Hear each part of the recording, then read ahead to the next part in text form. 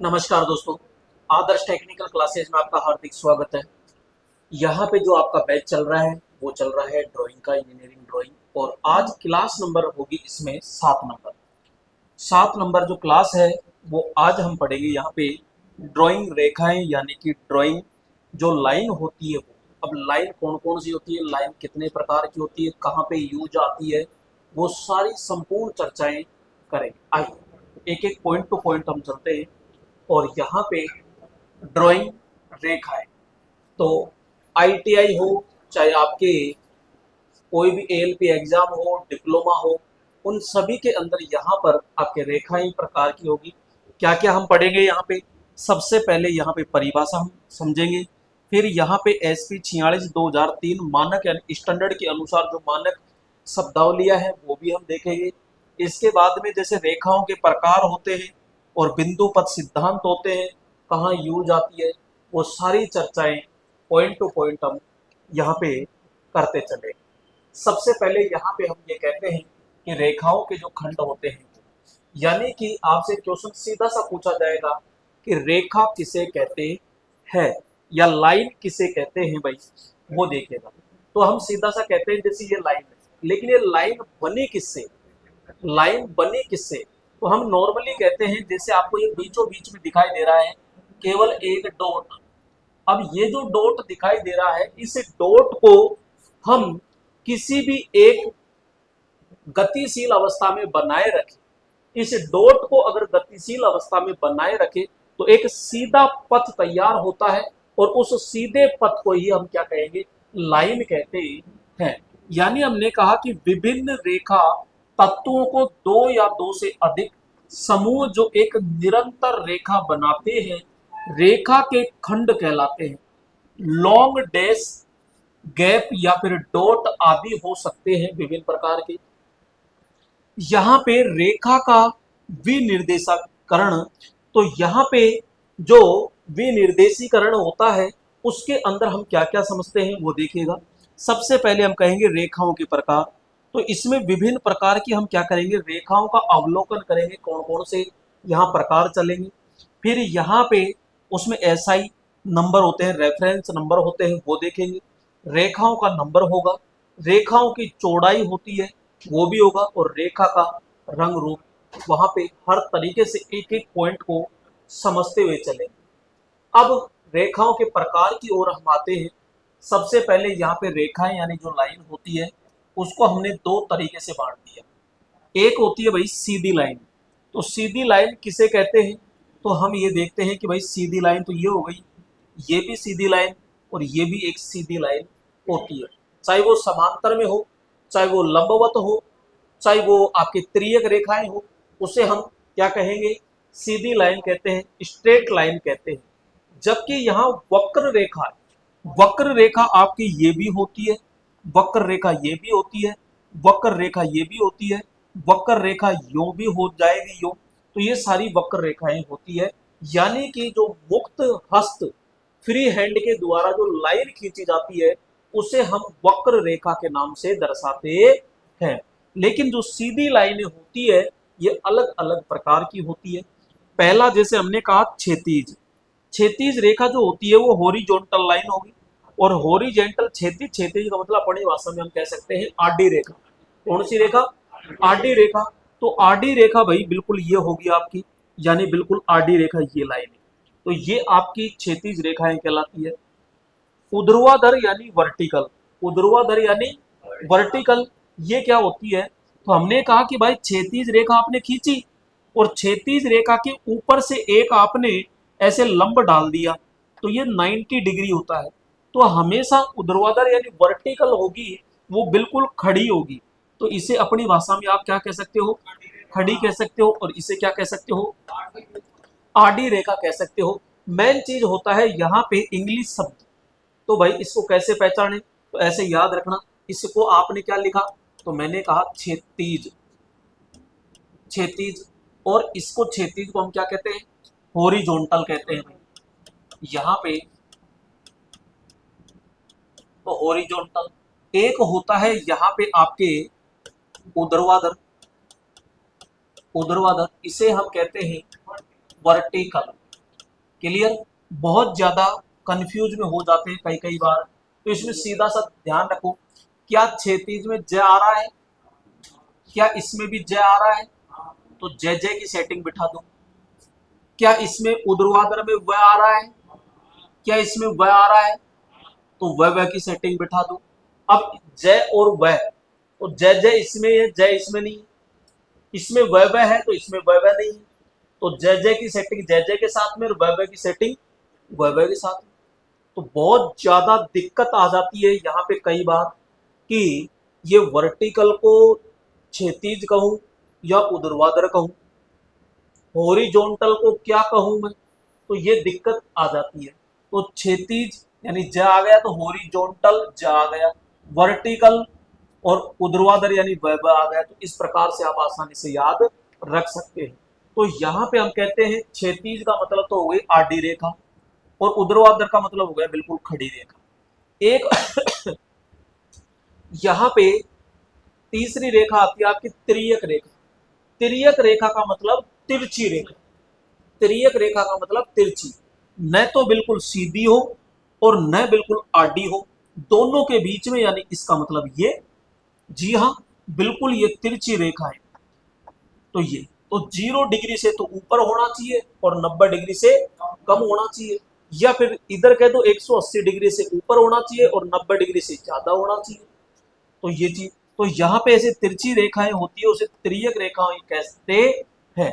अब ये समांतर भी होती है, ये भी समांतर होती है, ये भी समांतर, समांतर का मतलब है बराबर में होना, तो समांतर तो होती है। तो यहाँ पे सीधी रेखाएं कितने प्रकार की होगी भाई, कितने प्रकार की, 3 प्रकार की। पहली कौन सी होगी, क्षैतिज को क्या कहेंगे, हॉरिजॉन्टल। दूसरी कौन सी होगी, ऊर्ध्वाधर, और यहाँ पे क्या नाम देंगे, वर्टिकल। तो यहाँ पे तीसरी कौन सी होती है आपकी, तिर्यक यानी कि तिरछी रेखा हम कहते हैं। अब यहाँ पे देखो सीधी रेखा, सीधी रेखा यानी स्ट्रेट लाइन। तो यहाँ पे जो स्ट्रेट लाइन होती है वो क्या है, तो हमने कहा बिल्कुल सीधी, यानी किसी बिंदु के एक ही दिशा विशेष में गतिमान होने पर बना बिंदु पथ सीधी रेखा कहलाता है।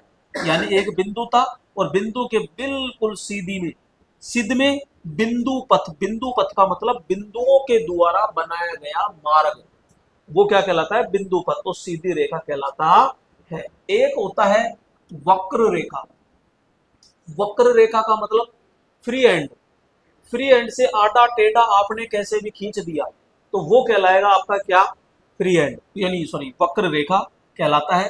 कर्व्ड लाइन कहलाती है।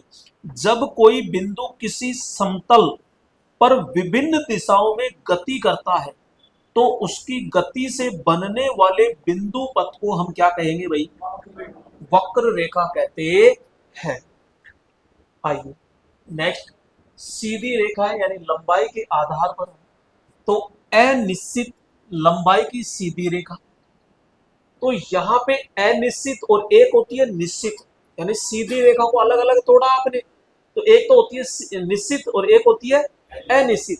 तो यहाँ पे हमने कहा अनिश्चित, इसमें भैया आपने डॉट बिंदु कहीं भी नहीं लगाया, इसलिए इसमें सीधी जाएगी, अब पता नहीं कहाँ जाएगी, तो दोनों दिशाओं में अनंत है, तो ये आगे तक जा रहा है, तो ये हो गई आपकी क्या, अनंत लंबाई की सीधी रेखा। लेकिन यहाँ पे एक शब्द आया निश्चित लंबाई की सीधी रेखा।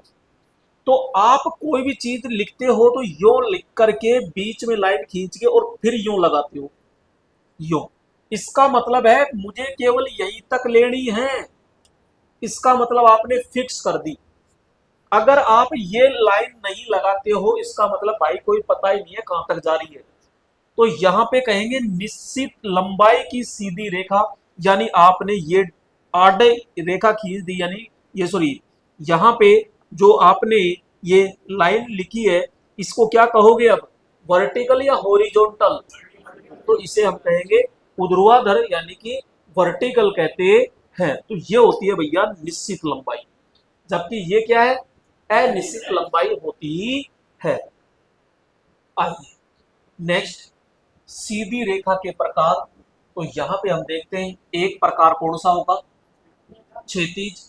क्षैतिज को हम क्या शब्द बोलेंगे, हॉरिजॉन्टल, क्षैतिज तल के समांतर रेखाएं क्षैतिज रेखाएं कहलाती है। मतलब भाई साहब ये जो लाइन है नीचे की, ये तो ये तल के समांतर है, और तल के समांतर होती है वो क्या कहलाएगी, आपकी क्षैतिज रेखाएं कहलाती है। अब मैं ये पूछूं, ये क्षैतिज रेखा सीधी रेखा है या कर्व रेखा है? कौन सी रेखा है? सीधी रेखा है। फिर उल्टा पूछूंगा कि ये जो सीधी रेखा है ये निश्चित है ये अनिश्चित है? तो ये अनिश्चित है, सीधी है, और कौन सी हो गई? क्षैतिज। क्षैतिज को इंग्लिश में हॉरिजॉन्टल कहते हैं। और क्षैतिज के ऊपर अगर 90 डिग्री का कोई लंब डाल दे तो उसे बोलो हम क्या कहेंगे? ऊर्ध्वाधर, यानी कि वर्टिकल हम कहते हैं। यहाँ पे ऊर्ध्वाधर रेखा यानी वर्टिकल रेखा, वे रेखाएं जो क्षैतिज रेखाओं के लंबवत होती है, और लंबवत का मतलब कितना? 90 डिग्री होती है। तो यहाँ पे हमने कहा भैया ऊपर से ये, तो यहाँ पे पल्म बोब के यहाँ पे समांतर, तो ये एक औजार होता है, मिस्त्री काम में लेते हैं, जिसको देसी भाषा में सोलू कहते हैं, साउल कहते हैं इसको, साउल। तो ये ऊर्ध्वाधर रेखा है जो हमारी दीवार टेढ़ी बांकी होती है, झोल होता है, उसको सीधा करने के लिए पर चेक करते हैं, तो पल्म रेखाएं होती है ये। तो यहाँ पे ऊर्ध्वाधर रेखा हो गई, क्षैतिज रेखा हो जाती है। यहाँ पे एक होती है यहाँ पे आपकी तिर्यक रेखा। कौन सी रेखा? तिर्यक रेखा को आप क्या शब्द बोलोगे? तिरछी। तिरछी रेखा न बिल्कुल सीधी होनी चाहिए, सीधी का मतलब है क्षैतिज होनी चाहिए, और न आपकी यहाँ पे ऊर्ध्वाधर होनी चाहिए, दोनों के बीच में। तिर्यक रेखाओं से, आज से उन रेखाओं से है जो न तो ऊर्ध्वाधर होती है और न ही क्षैतिज होती है। ये तो हो गई आपकी क्षैतिज, ये हो गई आपकी ऊर्ध्वाधर। ये दोनों ही नहीं होनी चाहिए भाई, इसने लिया यो तिरछी खींच दिया साहब, इसने क्या कर दी? यो कर दी। तो जरूर नहीं है बिल्कुल 45 डिग्री पे हो, हल्की सी यो है तो भी है, यो है तो भी है, और यो है तो भी है, लेकिन बिल्कुल एग्जिट 90 डिग्री नहीं होना चाहिए। तो तीन प्रकार की हमने रेखाएं पढ़ी, क्षैतिज, ऊर्ध्वाधर, और अब क्वेश्चन ये पूछे आपसे कि 90 डिग्री पर स्थापित रेखाएं कौन सी है, तो ऊर्ध्वाधर को इंग्लिश में क्या कहेंगे? वर्टिकल। तो हॉरिजॉन्टल कौन सी होती है? क्षैतिज, जो धरातल के बिल्कुल क्या होती है? समांतर। ठीक है। और दोनों ही नहीं होती, वो कौन सी होती है? कौन सी होती है? तिर्यक रेखा है। कौन सी होती है? तिर्यक रेखा है। तो सीधी लाइन कितने प्रकार की होगी? सीधी लाइन 3 प्रकार की होती है, और एक होती है आपकी कर्व्ड। ठीक है। आइए अब यहाँ पे हम कहते हैं, यहाँ पे जो हमारी सीधी लाइन है उन तीनों को हमने देखा कि भाई साहब एक तो क्षैतिज, क्षैतिज तल, क्षैतिज और क्षैतिज तल, और एक तल के पूर्णतः समांतर। तो यहाँ पे हम कहते हैं परिभाषाओं के रूप में देखते हैं, क्षैतिज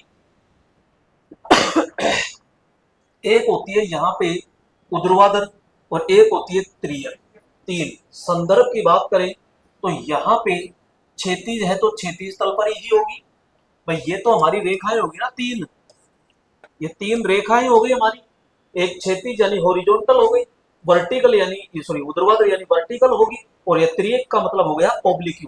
तो यहाँ पे, तो यहाँ क्षैतिज तल हो गया, और ऊर्ध्वाधर का मतलब यहाँ पे हम क्या कहेंगे? क्षैतिज रेखा, क्षैतिज रेखा के लंबवत, क्षैतिज रेखा के लंबवत, यानी क्षैतिज रेखा ये रही और इसके लंबवत ये डाल दिया।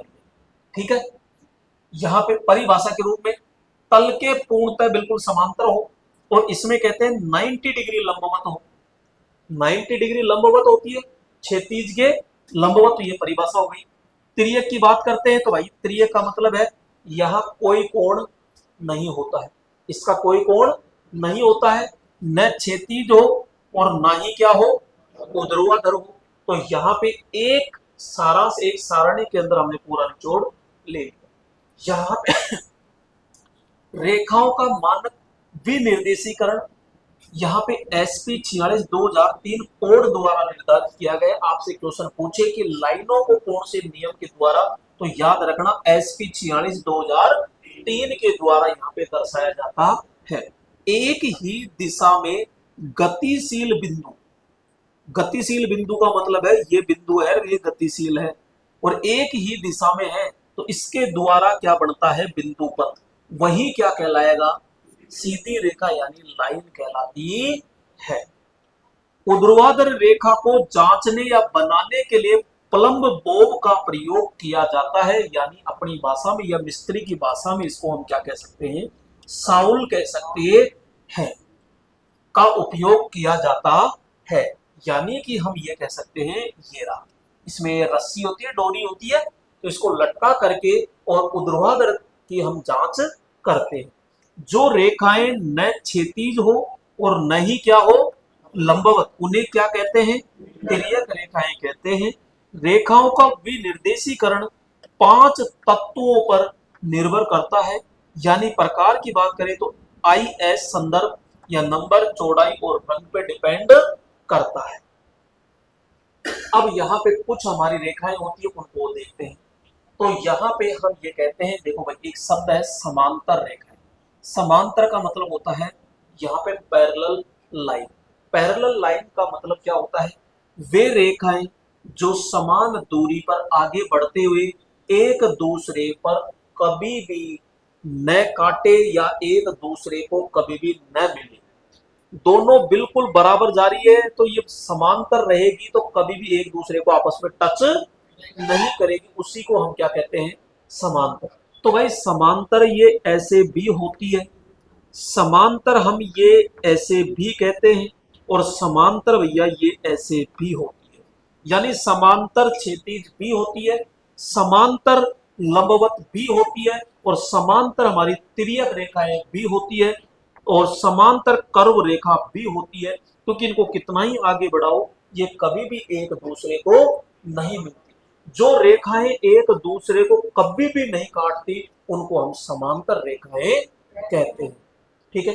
दूसरा होता है लंबवत, यानी परपेंडिकुलर लाइन। ऐसी लाइन यानी जब दो रेखाएं 90 डिग्री का कोण बनाते हुए मिलती है, या इनमें से एक रेखा संदर्भ रेखा रेफरेंस लाइन होती है, वो तो हम ये कहते हैं, जैसे ये है और ये एक रेखा ऊपर से आई तो 90 डिग्री का कोण बनाया, तो वो कहलाती है आपकी लंबवत रेखाएं कहलाती है। जबकि ये ये कोई सी भी आ जाए तो ये भैया सारी की सारी समांतर रेखाएं होती है। तो यहाँ कभी भी ये कितना भी आगे बढ़ाओ एक दूसरे को नहीं काटती है, तो उसे हम कहते हैं समांतर। और एक दूसरे को जब काटती है, यूं ये काटती है, तो यहाँ कितना डिग्री कोण बनेगा, 90 डिग्री। तो 90 डिग्री पर कोई लाइन काटती है तो क्या कौन सी होगी, लंबवत रेखाएं होती है। नेक्स्ट यहाँ पे हम बात करेंगे कि आपकी जो लाइनें होती है वो ऊर्ध्वाधर यानी वर्टिकल और तिर्यक, एक होती है क्षैतिज और एक होती है यहाँ पे वक्र रेखाएं। यहाँ पे ये आपकी कौन सी लाइन हो गई, ऊर्ध्वाधर रेखाएं हो गई भाई, तिर्यक रेखाएं होती है। यहाँ पे हमने ये कहा यार ऊर्ध्वाधर तो है, लेकिन साथ में कौन सी है, तिर्यक भी, क्योंकि तिरछी है, तो ये चीज। तो यहाँ पे ऊर्ध्वाधर रेखाएं हमेशा कैसी होगी, सदैव ऊपर से नीचे की ओर आएगी। तो यहाँ पे ये चिन्ह लगा करके आपसे पूछ ले कि ये क्या है, तो हम सीधा सा कहेंगे भाई जो तिर्यक रेखाएं होती है, ऊर्ध्वाधर रेखाएं होती है, वो हमेशा ऊपर से नीचे की ओर आती है, तो उसे हम ऊर्ध्वाधर या तिर्यक रेखाएं हमेशा कहते हैं। एक होती है क्षैतिज रेखाएं। आप पेन चला के देखो कभी और आपसे पूछो लाइन खींचना है क्षैतिज, तो कैसे हाथ चलेगा, ऑटोमेटिक हाथ चलेगा, यो कभी उल्टा नहीं चलेगा। तो किधर से किधर, तो यहाँ पे ये है तो ये दाया ये बाया, तो बाएं से दाई ओर, यानी इधर से यो ही तो चलता है हमेशा। तो क्षैतिज रेखाएं किधर से किधर जाएगी, ऊर्ध्वाधर कैसे होगी, ऊपर से नीचे की ओर होगी। जबकि एक होती है हमारी वक्र रेखाएं, तो वक्र रेखाएं किधर होती है, गोला बना के चेक करो, कभी ऐसे नहीं बनाओगे, हमेशा यो हाथ चलेगा। तो यहाँ पे दाएं से, क्योंकि इधर से स्टार्ट करोगे यो ही तो आओगे, तो यहां से स्टार्ट करके और यूं आओगे तो दाएं से बाएं और होता है और ऊपर से नीचे, यानी मैंने इधर से स्टार्ट किया और इधर से स्टार्ट करके और इधर से ऊपर से नीचे और फिर ऊपर जाऊंगा, तो इसमें दोनों चीज आएगी। ठीक है, तो यहाँ पे दाई ओर से बाई ओर और ऊपर से नीचे, तो ये तो हो गई वक्र रेखाएं, ये हो गई हमारी क्षैतिज रेखाएं, और ये होती है हमारी ऊर्ध्वाधर रेखाएं होती है। तो इसमें चार प्रकार की रेखाएं आ गई, तिर्यक और ऊर्ध्वाधर तो एक है, क्षैतिज अलग हो गई और वक्र रेखाएं यहाँ पे अलग होती है। ये भाई स्ट्रोक दिशा नियम के आधार पे है, दिशा के आधार पर आपसे क्वेश्चन पूछेगा क्षैतिज रेखाएं बताओ किधर से किधर चलती है, बताओ किधर से किधर चलती है क्षैतिज रेखाएं। तो यहाँ पे क्षैतिज रेखाएं यहाँ, तो तुरंत बाएं से क्या ठोक दो, दाई और ठोक दो।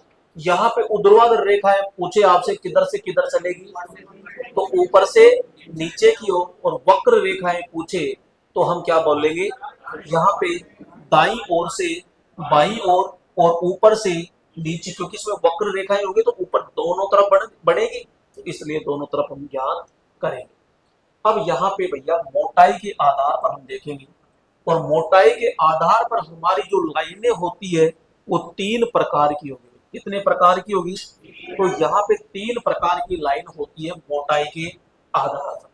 आइए सबसे पहले तो हम कहेंगे मोटी रेखा, फिर हम कहेंगे नंबर 2 पे मध्यम रेखा यानी मीडियम लाइन, और एक होती है यहाँ पे पतली रेखा यानी थिन। तो पतली को क्या कहेंगे, थिन, और जबकि मोटी को क्या कहेंगे, तो ये मोटी पतली तो भूलोगे नहीं, तो याद करवाई दी आपको खूब अच्छे से। ठीक है, तो मोटी यानी थकगी यानी थिक, और पतली पतली होती है भाग जाती है तुरंत, है ना। तो यहाँ पे थिन, मीडियम सबको याद है, मैक और मध्यम, मैक और मीडियम। अब यहाँ मोटाई के अनुसार भी हमको पता चल रहा है। अब यहाँ पे हम क्या करते हैं, आईएसआई भारतीय मानक संस्थान द्वारा इसको यहाँ पे चार ग्रुप में तोड़ दिया गया। एक तो होता है 0.3 mm, एक होता है 0.5 mm, एक होता है 0.8 mm और एक होता है 1.2 mm। यहाँ पे तो अलग अलग mm में 0.3, 0.5, 0.8 और 1.2 mm होती है। यहाँ पे रेखा ग्रुप की अगर मैं बात करूं या फिर मैं सीट की बात करूं, तो भैया जो छोटी सीट होती है हमारी कौन सी होती है, A4 सीट होती है। तो सबसे बड़ी कौन सी सीट होती है, A0 होती है। क्या मुझे इसकी लंबाई और चौड़ाई बता सकते हो आप, तो लंबाई कितनी हो जाएगी, वो किसकी बता रहे हो आप, 1189 टू 841। तो यहाँ पे हम कहते हैं 0.3 जो mm होती है रेखा, वो किस सीट के लिए होगी, छोटी सीट के लिए यानी A4 साइज। और 0.3, 0.8 और 1.3 तो सॉरी 1.2 mm की जो लाइनें होती है वो हमेशा किस सीट पर काम करेगी, बड़ी सीट का मतलब हो गया A0, A1, A2 और A3, यानी बड़ी सीटों पर तो मोटी लाइन चलेगी, और सबसे पतली जो है 0.3 mm वो केवल सबसे छोटी, यानी कि आप अपने जो नोट्सों में आप लिखते हो वो सीट कौन सी होगी, A4 साइज, और वहां पे जो लाइन की जो मोटाई होती है वो कौन सी होगी। तो इसको घुमाकर पूछेगा आपके क्लास नोट्स में जो आप लाइन खींचते हो उसकी मोटाई क्या है, तो 0.3 mm होती है। फिर वो पूछेगा बड़ी ड्राइंग सीट के अंदर जो लाइन रेखाएं खींची जाती है उसकी मोटाई होती है, फिक्स तो देगा नहीं, तो कहां से कहां तक, तो हम कहेंगे भैया 0.5 होती है, 0.8 होती है और 1.2 mm होती है। तो लाइन को यानी जो लाइन होती है उसको दो तरीके से बांटा शुरू में, तो सीधी और वक्र। सीधी को फिर तीन भागों में बांट दिया, ऊर्ध्वाधर, क्षैतिज और तिर्यक के रूप में बांट दिया। फिर मोटाई के आधार पर आते हैं, तो मोटाई के आधार पर कितने भागों में बांट दिया, तीन के आधार पर बांट दिया, हिसाब पतली वाली, मीडियम और मोटाई। और यहाँ पे फिर भारतीय मानक के अनुसार देखा हमने तो नंबर सिस्टम के आधार पर चार भागों में तोड़ दिया, कि 0.3 के आधार पर तोड़ दिया, 0.5 के आधार पर, 0.8 के आधार पर और 1.2 के आधार पर। अब इसके भी दो टुकड़े कर दिए। जो सबसे छोटा है 0.3, वो तो हो गया सबसे छोटी जो हमारी सीट है उसके अंदर अपन प्रयोग करेंगे। बाकी 0.3, सॉरी 0.5, 0.8 और 1.2 वो किसमें होगा, बड़ी सीट के अंदर हम प्रयोग करते हैं। और बड़ी सीट आपको पता होनी चाहिए कौन सी होती है। एक तो पूछे बड़ी सीट और एक पूछे सबसे बड़ी सीट। तो सबसे बड़ी सीट होती है आपकी A0 होती है। ठीक है भाई। तो प्रशिक्षण के कार्यों में जहां ग्रुप दर्शाया ना हो वहां डिफॉल्ट रूप से 0.5 ग्रुप यानी 0.5 mm ग्रुप रेखाओं का प्रयोग करते हैं। वहां पे कोई भी मानक नहीं दर्शाया गया, वहां पे आप 0.5 mm यूज कर सकते हैं। ठीक है। नेक्स्ट आगे चलते हैं और यहाँ पे जो हमारी रेखाएं हैं उनके उपयोग देखेंगे कि उनके प्रयोग या उपयोग कहाँ कहाँ होता है। यहाँ पे आइए, यहाँ पे अब देखो, ये तो लाइन की मोटाई है। लाइन की मोटाई बताइए मैंने, लाइन की मोटाई कितनी कितनी हो गई। एक तो आपके 0.3, 0.5, 0.8 और 1 लेकिन आपसे एक चीज और पूछेगा, पेंसिल की निब, तो वो, तो वहां पे जो हम ज्यादातर नोट्स में यूज करेंगे वो कितने mm में होगा, 0.7 mm। 0.7 mm ज्यादातर हम यूज करते हैं। अब यहां पे भैया मोटी 1.5 इंटू मीडियम, मध्यम और बराबर में 3 इंटू थिक, ये क्या सिस्टम है आइए इसको भी हम समझते हैं। यहाँ पे तो इसको हम ये समझेंगे कि जो हमारी मोटी लाइन होती है वो मीडियम से कितना गुणा है, तो हम कहेंगे 1.5 गुणा। और जो सबसे पतली है वो ऐसे समझो इसको, ये तो है 3 गुणा और इससे ये कितना है, ये 1.5 गुणा है। यानी मीडियम से मोटी कितना गुणा है, 1.5 गुणा। और मोटी जो पतली से कितना गुणा है, तो 3 गुणा होती है। तो हम कहते हैं मोटी जो रेखा होती है वो मध्यम रेखा की अपेक्षा 1.5 गुणा तथा पतली रेखा की अपेक्षा कितना गुणा मोटी होती है, 1.5 गुणा मोटी होती है। अब थोड़ा सा नाम के सापेक्ष इनको रख दिया गया है कि जो मोटी रेखाएं होती है वो ए और जे प्रकार की होगी, मध्यम में ओनली और एक आएगा ई, और पतली रेखाएं होती है B C D F G K. तो ये आदि रेखाएं नाम से जानी जाएगी। तो यहाँ पतली तो ये होगी, यहाँ पे मध्यम होगी आपकी ई, और जो मोटी होती है ए और जे। इसको याद रखना, आजा मोटी आजा, तो हो जाएगा याद, ए और जे मोटी आजा। तो यहाँ पे और मध्यम में ई, तो ये एक याद रखना, बाकी सबको किस में ठोक देना, तो मोटी आजा, तो बस ये मोटी आजा ए और जे। और ये हो गया यहाँ पे मध्यम, और मध्यम में ई प्रकार की रखनी है, बाकी इसमें B C D F G और के। ठीक है, तो ये आपको याद रखना है। एच टाइप की रेखाएं मोटी व पतली दोनों प्रकार की होती है। जो आपके एच टाइप होती है वो भैया मोटी में भी आएगी और इसमें आएगी, पतली के अंदर भी आती है। अब यहाँ पे तीनों रेखाएं हम ले लेते हैं और देखिएगा, मोटी, मध्यम और पतली।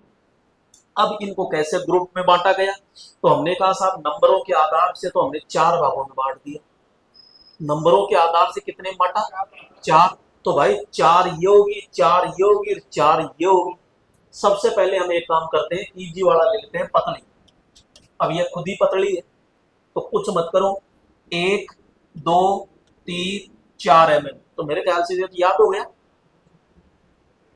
0.1 mm, 0.2 mm, 0.3 mm, 0.4 mm, तो पतली याद हो गया आराम से, सीधी सा। ठीक है, फिर आ जाओ यहाँ पे मध्यम में।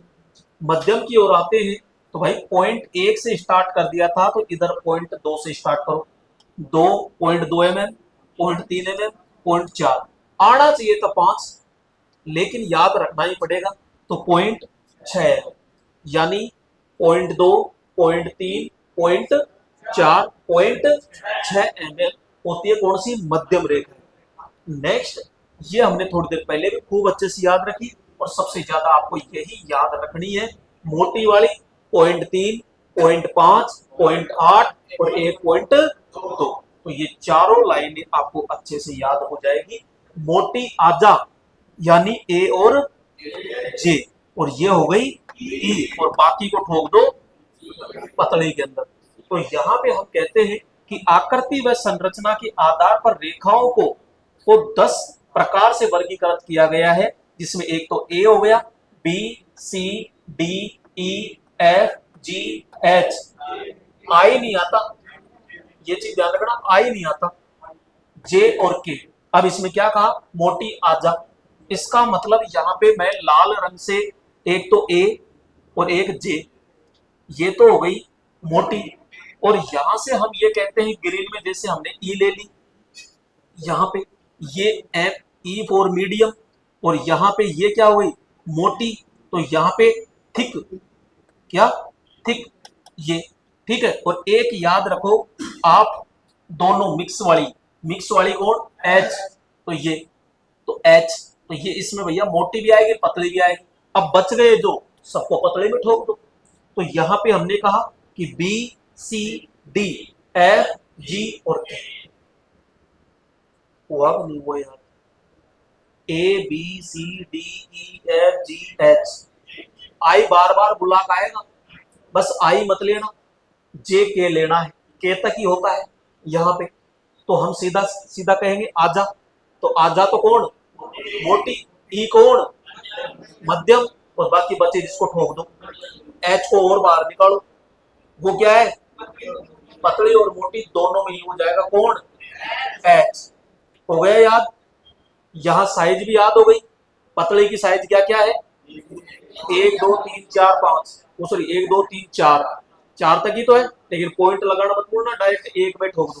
Point 1 mm, point 2 mm, point 3 और पॉइंट मध्यम की पॉइंट 2 3 4 6, 5 मत लेना, इसकी पॉइंट 3, पॉइंट 5, पॉइंट 8 और 1.2 हो जाएगा याद।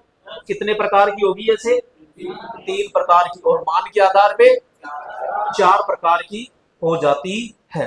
तो यहाँ पे आराम से ये भी लिख सकते हो आप, यानी नंबर सिस्टम। तो भैया ये मोटी होती है तो हमने लिख दिया आजा। ये होती है मध्यम, ई। फिर क्या आया, तो हम कहेंगे A B C D E F G H I J K. एक मिनट, के नहीं, अरे ये यहाँ पे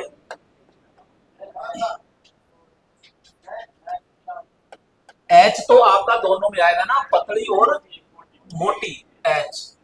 भाई ए यहाँ आ गया, ठीक है, B C D F G और ए, और ये ई हो गया आपका मीडियम। क्लियर यहाँ पे, और डाउट, तो यानी एक के अंदर ही हमने पूरा जुगाड़ पढ़ लिया है। आगे चलते हैं, यहाँ पे थोड़ा सा अब विशेष प्रकार से हम देखते हैं कि यहाँ पे जो हमारी ए प्रकार की जो लाइन होती है वो ए, अब देखो हमने क्या पढ़ा, मोटी आजा, यानी ए नाम आते ही हम ये तो पता है कि मोटी आएगी, ए मोटी, और वो भी कंटिन्यूअस यानी सतत मोटी रेखा, और पॉइंट 5, पॉइंट 3, पॉइंट 5, पॉइंट 8 और 1.2। तो यहाँ पे सतत मोटी यानी कंटिन्यूअस थिक लाइन होती है। एक होती है पॉइंट 2 सतत पतली रेखा। अब पतली में क्या था, पतली में पॉइंट 1, पॉइंट 2, पॉइंट 3, पॉइंट 4। तो यहाँ पे कंटिन्यूअस थिन लाइन यहाँ पे। अब दोस्तों यहाँ पे हम कहते हैं कि ए श्रेणी को 2 टुकड़ों में तोड़ दिया, यानी A1 और A2। तो वस्तु की बाहरी रेखा यानी आउटर, ये आउटर लाइन, और एक होता है दृश्य किनारे। आउटर लाइन और दृश्य किनारे भी इसी से हम डिनोट करेंगे। तो यहां से दृश्य किनारे और वस्तु की बाहरी रेखा जो आउटलाइन होती है वो, या फिर एजे जो किनारे होते हैं वो, इन दोनों को दर्शाने के लिए कौन सी लाइन होगी रे? सतत मोटी रेखा यानी कंटिन्यूअस थिक लाइन हम प्रयोग करते हैं, जो कौन से प्रकार की होगी? ए प्रकार की होती है। दूसरा आता है दोस्तों यहाँ पे बी प्रकार। तो बी कौन सी होगी? पतली मोटी मीडियम। बी कौन सी है? पतली मोटी मीडियम, पतली। जबकि मीडियम कौन सी है? ई। और मोटी कौन सी है? आजा। तो ए और जे, बस इतना याद रखो। लेकिन यहाँ पे अब जो बी का खेल है ये थोड़ा सा महंगा पड़ता है। महंगा का मतलब ये है 1 2 3 4 5 6 7 8 9, मुख्य रूप से 9 पड़ते हैं।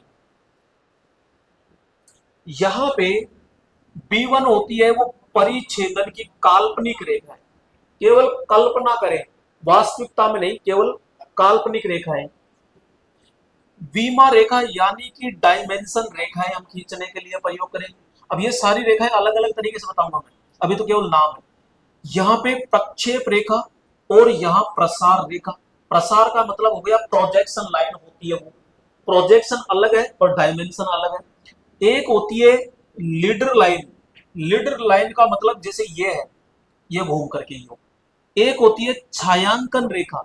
छायांकन रेखा का मतलब होता है शेडेड लाइन, या इसी को कहते हैं हेचिंग रेखा के नाम से जानते हैं। जैसे हमने कहा कि कोई भी पाइप है और कोई पाइप ऊपर से काट दिया, तो वो काट दिया तो कटे हुए भाग को, यानी पीछे जो भाग छुप रहा है, छुपे हुए भाग को दर्शाने के लिए शेडेड लाइन का हम क्या करते हैं? प्रयोग करते हैं। रिवॉल्व सेक्शन की लंबाई रेखा होती है। दूसरा है शॉर्ट सेंटर रेखाएं होती है, शॉर्ट सेंटर। एक होती है चूड़ी रेखाएं होती है, थर्ड लाइन यानी। और एक होती है भैया यहाँ पे विकर्ण रेखा होती है। कौन सी रेखा है?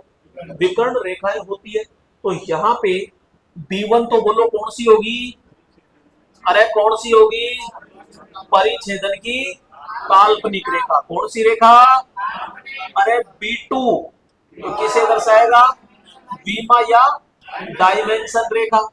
B3 प्रक्षेप यानी प्रोजेक्शन लाइन, बोलो सीधा। कौन सी line? Projection line. B4 leader line.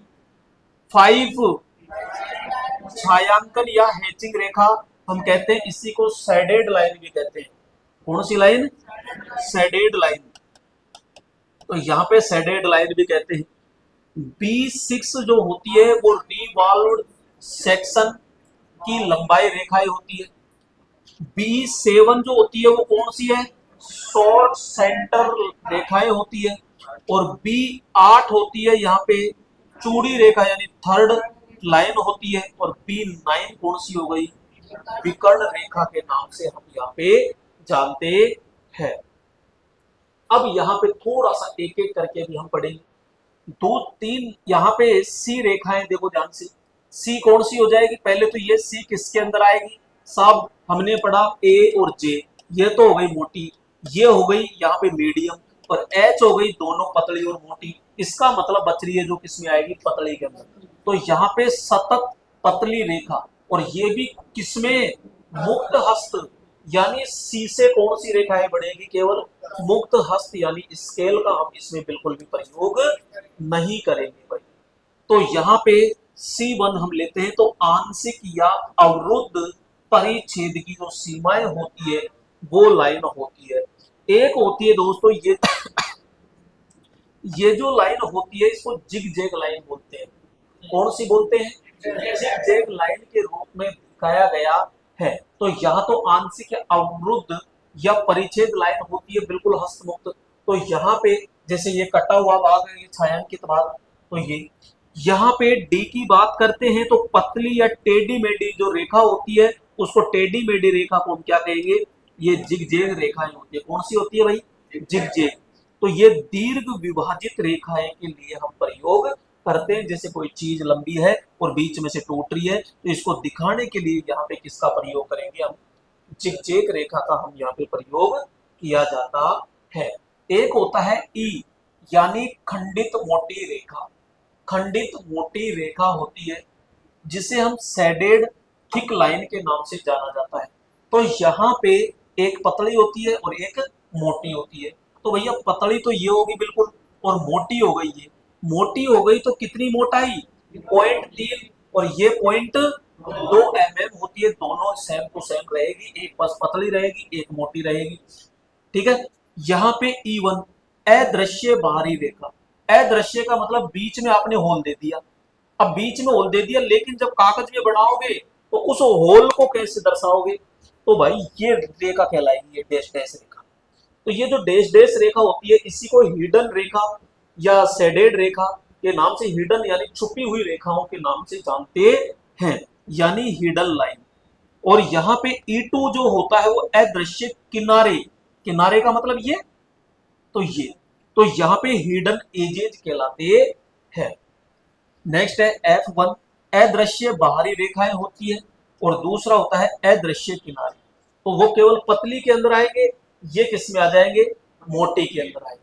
तो यहाँ E1 E2 F1 और F2, F2 किनारे और F1 जो है बाहरी यानी बॉर्डर रेखाएं दर्शाने के लिए यहाँ पे हम प्रयोग करेंगे।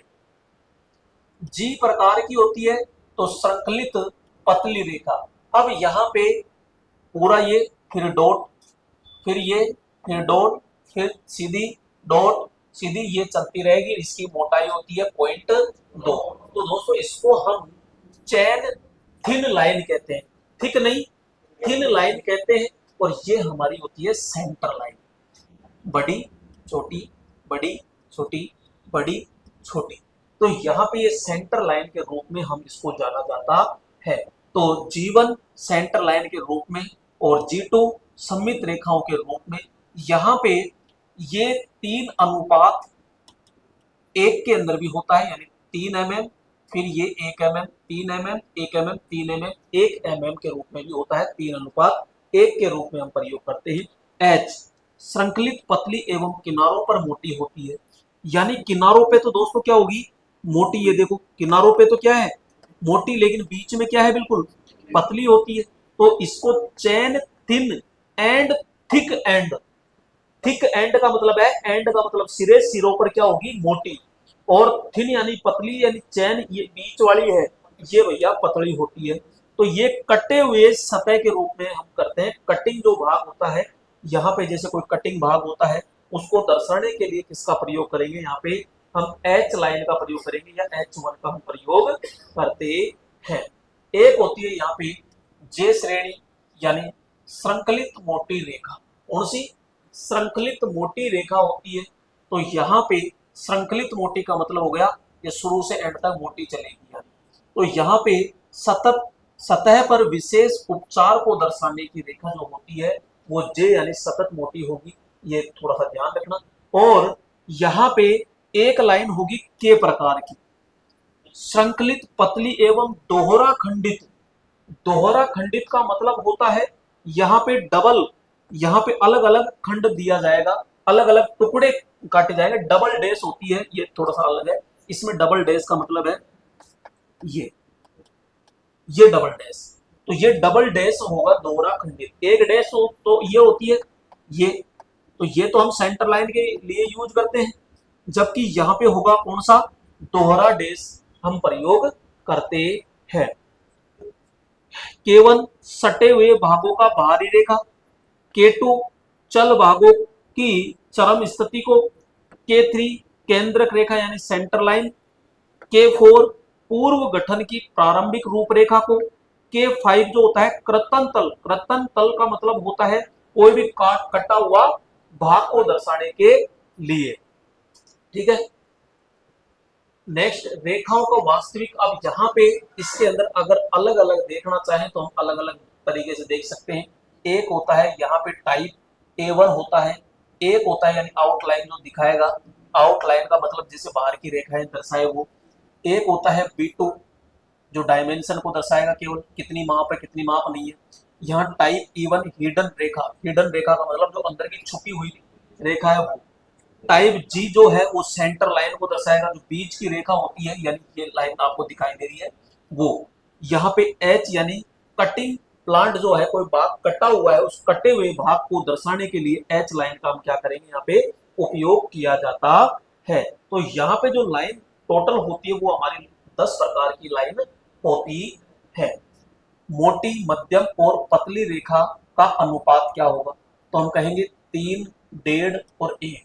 सबसे पतली होती है हमारी 1 में गुणा में, ये 1.5 गुणा में और ये 3 गुणा, यानी इससे ये कितना गुणा होगी? 1.5 गुणा, और इससे ये कितना होगी? 3 गुणा। कौन सी रेखा किनारों पर मोटी और बीच में पतली होती है? तो हम कहेंगे एच, यानी किनारों पर तो ये मोटी हो जाएगी इस प्रकार से यहाँ पे, और बीच में से क्या हो जाएगी? पतली हो जाती है। छायांकन के लिए किस प्रकार का उपयोग करते हैं? तो B5 यानी सतत पतली रेखा हम प्रयोग करते हैं। यहाँ पे सेंटर लाइन के लिए कौन सी रेखा प्रयोग करेंगे? तो यहाँ पे G टाइप होगी, यानी चेन थिन लाइन या श्रृंखलित पतली रेखा हम प्रयोग करते हैं। आंशिक परिच्छेद की सीमा के लिए तो टाइप C1 मुक्त जो रेखाएं होती है वो हम इसके लिए हम क्या करते हैं? प्रयोग करते हैं। अभी आपकी जो लाइनें हैं वो पूरी कंप्लीट नहीं हुई है, इसकी एक क्लास और होगी, ठीक है।